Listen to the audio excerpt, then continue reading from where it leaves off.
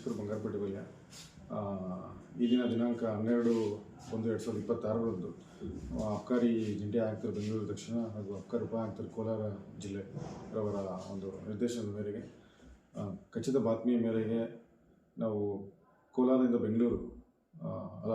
ಬಂಗಾರಪೇಟೆಗೆ ಹೋಗುವ ರಸ್ತೆಯಲ್ಲಿ ಉತ್ಕುಳ ಗ್ರಾಮ ವ್ಯಾಪ್ತಿಯಲ್ಲಿ ಗಸ್ತು ಮಾಡುವ ಸಂದರ್ಭದಲ್ಲಿ ಬಂದಂಥ ಖಚಿತ ಮಾಹಿತಿಯ ಮೇರೆಗೆ ನಾವು KA 02 ES 0153 ವಾಹನವನ್ನು ತಡೆದು ಪರಿಶೀಲಿಸಲಾಗಿ 10 kg ಗಾಂಜಾ ಇರೋ ಕಂಡು ಬಂದಿರುತ್ತದೆ.